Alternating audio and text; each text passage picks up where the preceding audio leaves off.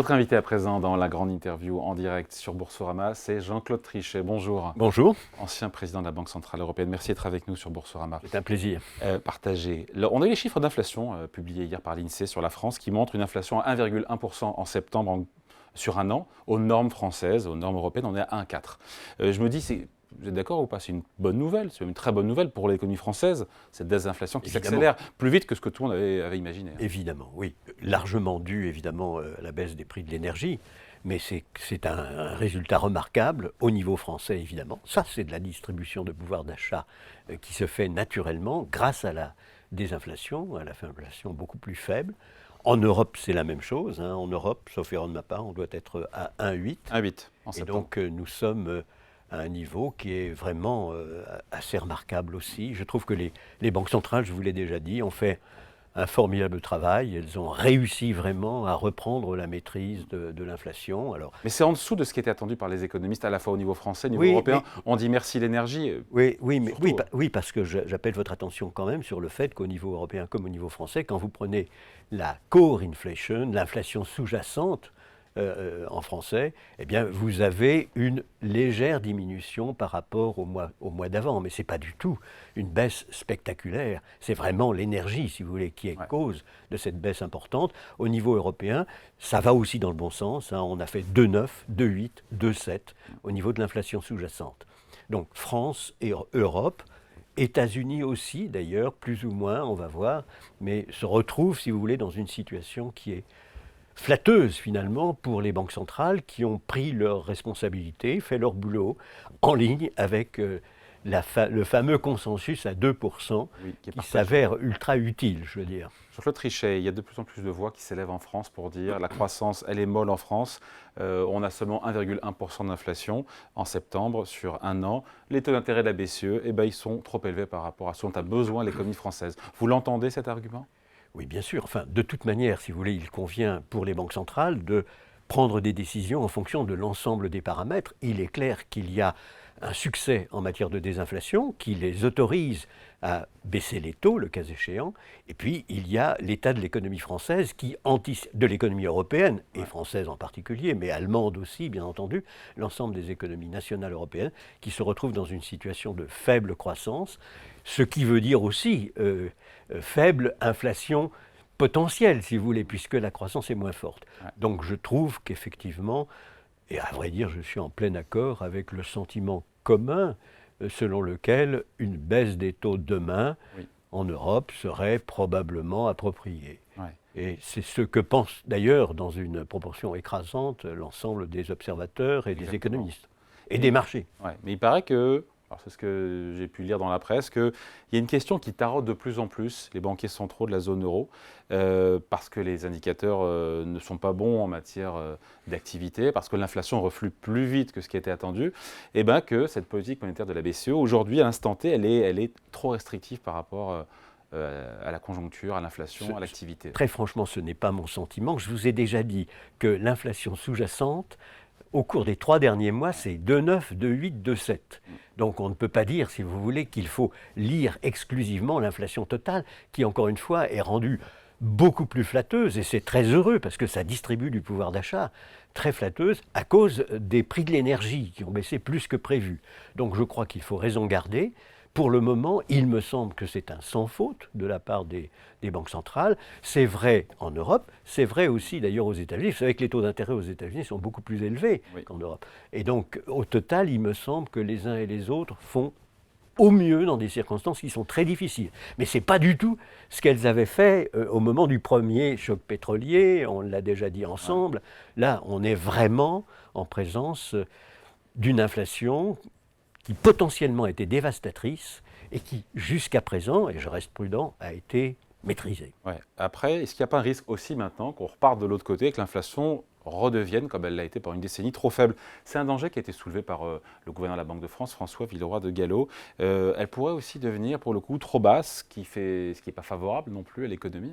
Bien entendu, le risque de déflation est un risque considérable, qu'à vrai dire, on n'avait pas connu depuis la Deuxième Guerre mondiale. Je parle de l'ensemble des pays avancés.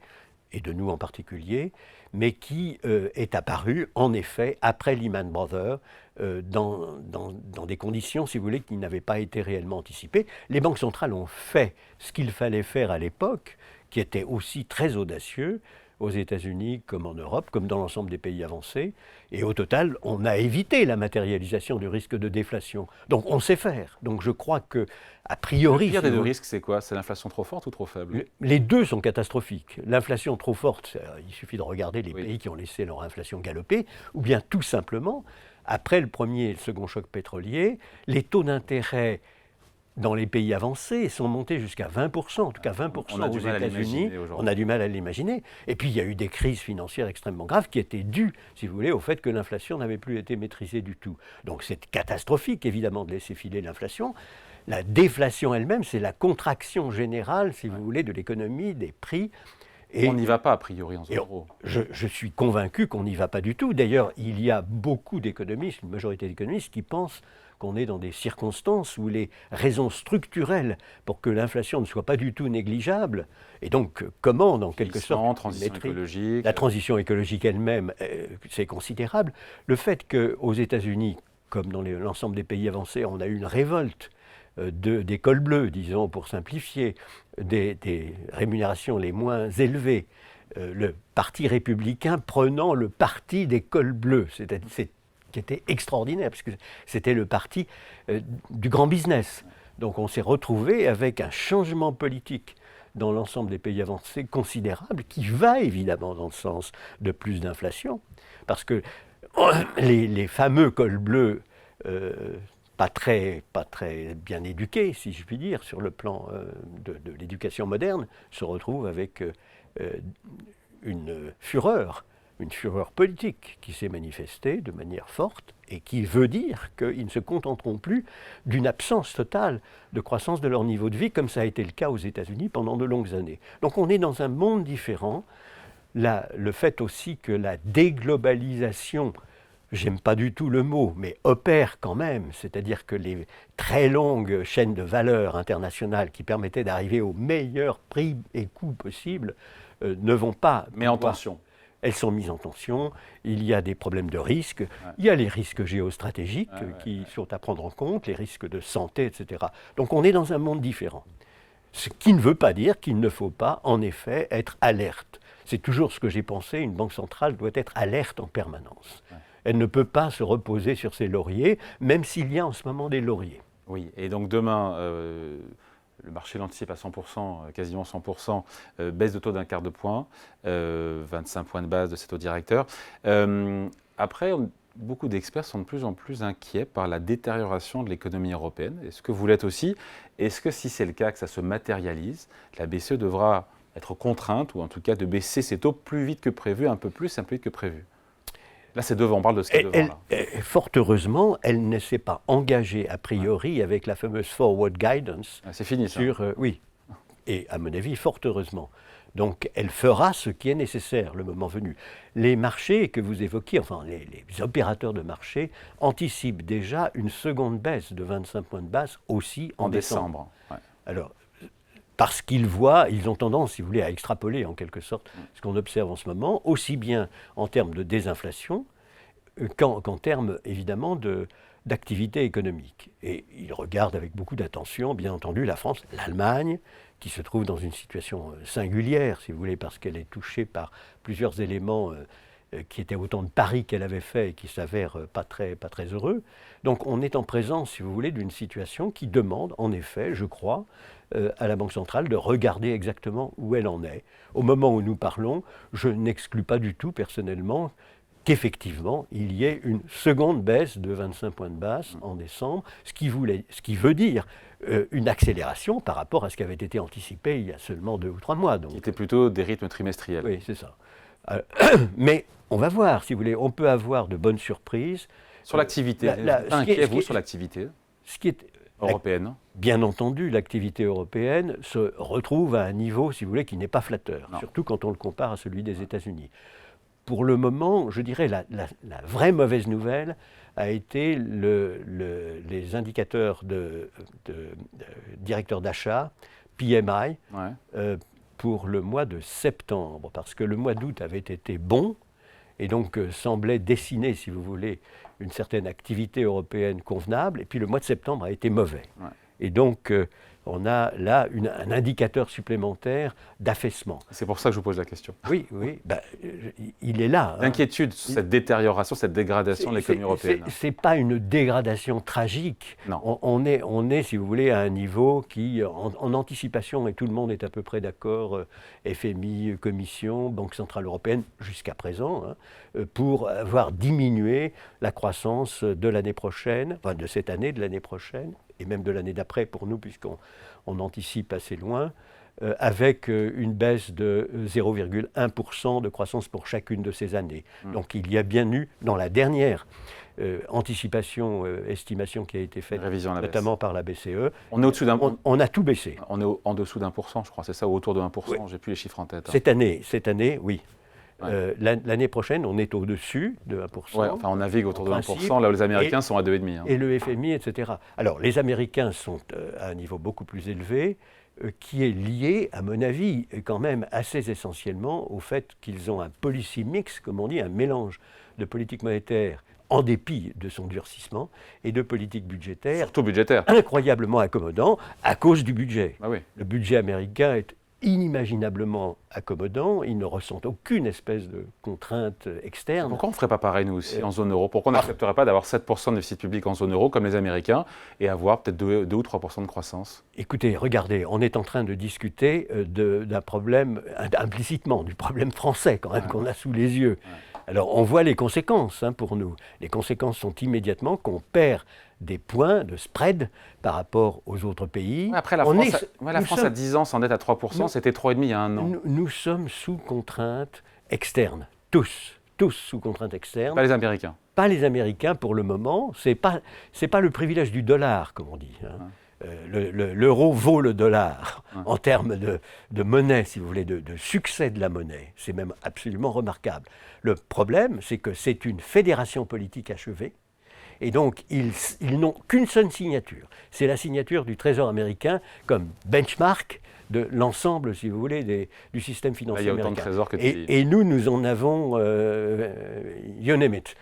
En tout cas, certainement 4, 5, 6 qui ont prétention à être de très bons marchés. Et bien entendu, l'OAT française est très importante, et le Bund, et le Trésor italien, et le Trésor espagnol. Et malheureusement, tout ça, ça nous donne comme résultat le fait que nous avons une liquidité et une profondeur de nos marchés à cause de la signature au bas de l'euro. Au bas de l'euro, vous avez signature allemande, signature française, signature italienne, signature espagnole, et ça nous donne 15%, disons, de profondeur et de liquidité de moins qu'à New York.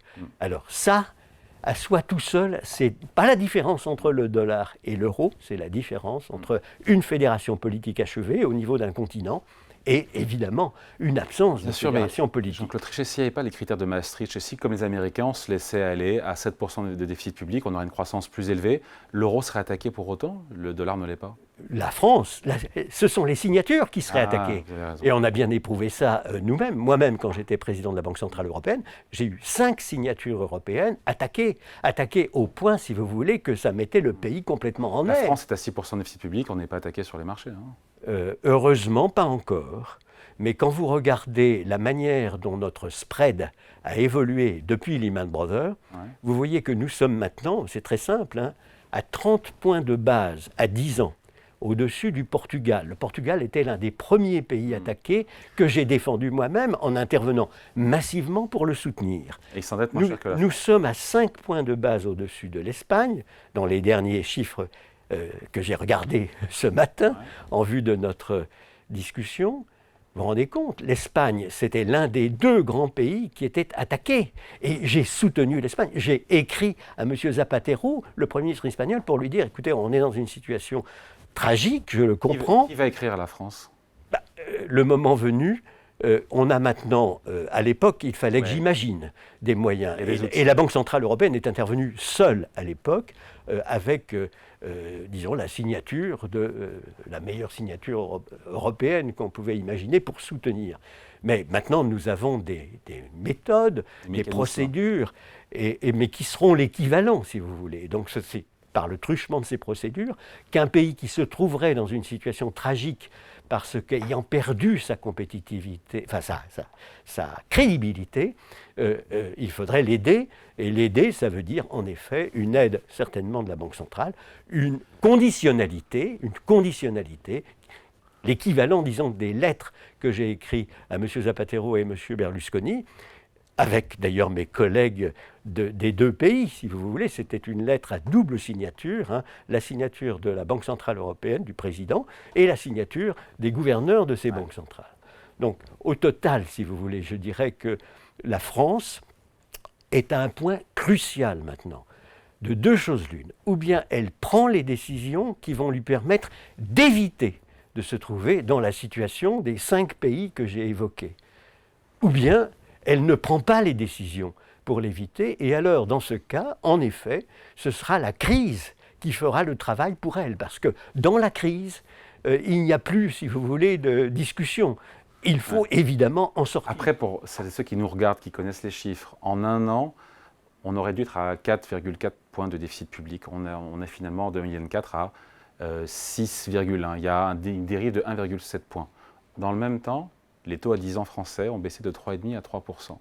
Donc certains qui nous regardent doivent se dire pourquoi ils s'excitent ces deux-là alors que la France en est moins chère aujourd'hui. Heureusement, la France n'est pas attaquée au moment où nous parlons.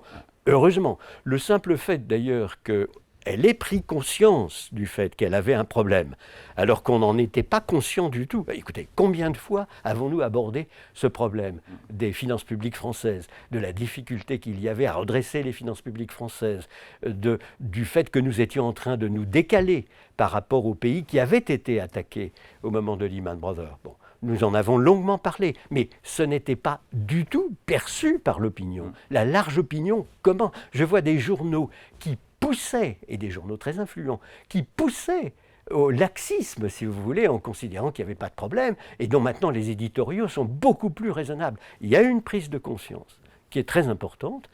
Il faut en profiter, si je puis dire. Le discours volontariste, justement, de Michel Barnier, de Bercy aussi, sur ce redressement nécessaire, ça sonne juste à vos oreilles, aux oreilles des investisseurs. Après, il faudra que ça passe l'Assemblée nationale, sûrement par 49.3. Je pense que le changement de discours des responsables en France, et notamment du nouveau gouvernement, joue un rôle, évidemment, pour nous protéger contre ce qui serait une attaque possible. Avec un choc fiscal à 30 milliards, quand même, de hausse d'impôts. Enfin, on va voir exactement ce qu'il en sera. 30 milliards, c'est ce que disent maintenant les experts. Ce n'est pas ce que disait le gouvernement, qui disait 20 plus 40. Et il faut bien voir que nous sommes dans la situation où nous avons les impositions, tout compris les prélèvements obligatoires les plus élevés au sein du monde industrialisé, et certainement à égalité avec le Danemark, probablement en Europe, mais nous sommes donc l'un des deux qui a le plus de prélèvements fiscaux de toute nature, mais plus que tous nos collègues du G7, plus que les autres pays avancés. Et puis, nous avons évidemment des dépenses publiques en proportion du PIB qui sont aussi les plus élevées. Donc, on est dans une situation où prélèvements fiscaux d'un côté et dépenses publiques de l'autre, et de manière évidemment corrélée, totalement corrélée, font de notre pays le plus mauvais élève des pays avancés. Alors, on ne s'en rendait pas compte. Je crois qu'on commence à s'en rendre compte. Je pense que Factuellement, pardon, je vous coupe, factuellement, vous avez raison. Après, Michel Barnier avait dit, on présentait son projet de budget, sur 60 milliards d'euros d'efforts au global, il y aura 40 milliards d'économies sur les dépenses publiques et 20 milliards de hausse d'impôts. Le Haut Conseil des finances publiques, qui a fait son boulot, qui a regardé, a dit l'effort global n'est pas à 60, mais plutôt à 42, entre 40 et 50, et puis c'est pas 20 milliards d'euros de hausse d'impôts, c'est 30. Oui. C'est plus tout à fait la même histoire, là. En effet, et si vraiment... moi, je n'ai pas refait tous les calculs. Encore une fois, les deux anomalies, on dépense trop en dépenses publiques et on a trop de prélèvements. Donc, normalement, quand vous réfléchissez, vous vous dites, bon, dans ce cas-là, je mets tout le paquet sur la réduction des dépenses publiques. C'est ce qu'il faudrait faire, naturellement. Ce n'est pas, en effet, pour des raisons politiques évidentes, ce qui a été fait. J'espère que le Haut Conseil dont vous parlez se trompe s'agissant des décisions finales du gouvernement qui fera passer son budget par 49.3, qui a une échéance historique colossale, puisqu'il s'agit d'éviter de se retrouver dans la situation de l'Italie, de l'Espagne, du Portugal, de l'Irlande. C'est ce qui nous pend au nez à la France, de se retrouver... Ça ne nous pend pas au nez. La prochaine Grèce, entre guillemets, je mets des guillemets là-dessus. Ça ne nous pend pas au nez aujourd'hui ni demain. Mais virtuellement, tous les éléments sont là pour que, le moment venu, un détonateur, si vous voulez, qui peut être un détonateur européen, un détonateur mondial, un problème tout d'un coup géostratégique qui survient, qui fait peur à tout le monde. Et dans ce cas-là, alors, nous risquons fort d'être dans un très petit paquet de pays qui seront attaqués. Et j'ai vécu ça, c'est vraiment tragique. Ceux qui ont été attaqués étaient beaucoup plus petits que la France. La dette française est profonde, liquide, bien rémunérée, crédible. Un investisseur étranger qui vend de la dette française, il achète quoi derrière ? L'Italie, l'Espagne n'étaient pas des petits pays. L'Italie était un membre du G7 et elle avait un encours de dette en proportion du PIB, hélas pour elle, considérable. Donc non, je crois qu'on ne peut pas raisonner comme ça. La France n'est pas immunisée. La France n'est évidemment pas immunisée. Face à une crise de la dette.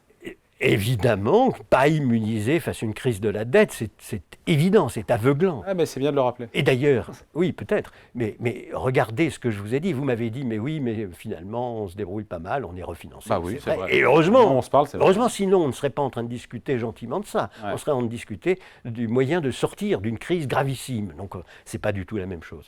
Mais quand même, nos primes de risque, si vous voulez, c'est-à-dire les spreads par rapport à la constellation des autres pays, n'ont cessé de se dégrader. C'est pas très glorieux d'avoir 5 points de base à 10 ans au-dessus de l'Espagne. Encore moins glorieux, 30 points de base au-dessus du Portugal. Pour ne pas parler de 40 points de base au-dessus de l'Irlande. Irlande, Portugal, Espagne sont 3 pays que, quand j'étais président de la Banque centrale européenne, nous avons aider considérablement et en intervenant sur les marchés. Elle le fera, la BCE, pour la France. Elle le fera ou pas, la BCE, le moment venu? On ne le souhaite pas, bien sûr. Elle fera pour la France ce qu'elle ferait pour n'importe quel autre pays, c'est clair. Même si les montants ne sont pas les mêmes. Attention, toujours conditionnalité. Conditionnalité. C'est là que la perte, si vous voulez... Je vous aide, mais... Bien entendu, parce que je ne peux vous aider que si vous-même vous aidez. Nous gagnons contre les spéculateurs. C'est une spéculation, c'est l'hypothèse de travail, qui a commencé. Il faut gagner contre les spéculateurs. Si on perd contre les spéculateurs, c'est catastrophique pour, évidemment, l'honneur et la signature du pays, pour la Banque centrale européenne qui se sera elle-même engagée. Vivre des moments pareils, si vous voulez, c'est assez terrible. Bon, vous aidez l'Espagne et l'Italie, et si jamais c'est la spéculation qui gagne contre vous, alors vous avez perdu non seulement votre argent, mais votre crédit par rapport à ce que... Et puis la zone euro... Donc on ne peut pas perdre, et donc il faut évidemment que le pays lui-même cède considérablement. Et alors là, toutes sortes de choses qui apparaissent comme étant absolument impossibles aujourd'hui, hein, et j'écoutais ce que vous disiez sur le plan des retraites, devient évident, parce que, en effet, il faut sortir de la crise. Bon, avant de se quitter, Jean-Claude Trichet, la suite pour la BCE, donc a priori, autre baisse de taux en décembre, même si il n'y a pas eu d'engagement de la part de la BCE, mais les marchés se projettent aussi. Ils price sur 2025, jusqu'à mi-année au moins, voire plus, d'autres baisses de 25 points de base à chaque réunion. Ma question, ce n'est pas de savoir ce que vous en pensez, c'est où se trouve le taux neutre, le taux terminal, ou certains disent autour de 2% et quelques. Le taux neutre est évidemment un taux théorique. Neutre qui ni ne soutient ni ne pénalise l'activité. C'est ça, celui qui, effectivement, n'a pas d'effet, disons, ni expansif ni récessif, compte tenu de l'ensemble des circonstances. Donc c'est une vision théorique, parce que vous n'êtes jamais dans une situation où vous êtes très proche de l'équilibre. Comme vous l'avez dit il y a un moment, vous pouvez très bien être dans une situation où vous avez une menace de matérialisation de la déflation, et puis à tout moment, l'inflation peut repartir, et il y a de bonnes raisons pour ça, puisque structurellement, les causes de l'inflation ont complètement changé depuis la période précédente. Mais je dirais, si vous voulez, en simplifiant outrageusement, c'est la somme de l'inflation anticipée à moyen terme, qui est de 2%, je me place évidemment dans l'hypothèse où les banques centrales, et pas simplement la Banque centrale européenne, réussissent leur opération pleinement, et il faut y ajouter un taux réel neutre qui dépend terriblement des modèles que vous utilisez. Je dirais qu'il n'est pas absurde d'avoir un taux réel neutre dont la moyenne des estimations serait aux alentours de 0,5, quelque chose comme ça. Donc ça fait 2,5 quoi. Donc ça pourrait faire 2,5. Mais je ne signerai pas, si vous voulez, en vous disant, c'est clair, le taux neutre, c'est 2,5 nominal. Là, on est aujourd'hui à 3... Mais ça me paraît assez vraisemblable. On est à 3 combien? 3,75, 3,5 on est en train de baisser à 3,25. Voilà, c'est ça. Ça se passe demain. Oui. Et si ça se passe en décembre, comme pour le moment les opérateurs de marché d'imagerie, on serait à 3. Oui. Donc, mais bon, voilà. En tout état de cause, la Banque centrale européenne a eu bien raison de dire « maintenant je me décide en fonction des circonstances, à chaque réunion, elles peuvent être heureuses, malheureuses, il peut y avoir des éléments imprévus, il y en a toujours, et donc je ne prends pas d'engagement de continuer. Et donc c'est bon pour le financement de la France, ça aussi, ce desserrement monétaire de la BCE. Évidemment. Il faut voir l'impact après sur le taux. Non, mais comme je vous l'ai dit, la désinflation, c'est formidable pour la France, parce que pour le financement de la France, il faut aussi qu'il y ait de la distribution de pouvoir d'achat. Distribuer le pouvoir d'achat grâce à la désinflation, c'est un élément très très important. Et puis les partenaires extérieurs regardent bien entendu ce qui se passe, numérateur, l'encours total de dette, dénominateur, le PIB. Et donc, ce qui va dans le sens de la distribution de pouvoir d'achat n'est pas mauvais. Cette distribution-là de pouvoir d'achat, si on le distribue avec des augmentations de salaire, c'est simple. On perd par rapport à nos compétiteurs de la compétitivité. Donc, ça joue dans le sens inverse. Voilà. Clairement. Donc, on finit sur une bonne note, sur une note positive. Il faut un petit peu quand même. Hein. Merci pour cet échange avec vous, Jean-Claude C'était un plaisir. Ancien président de la Banque centrale européenne.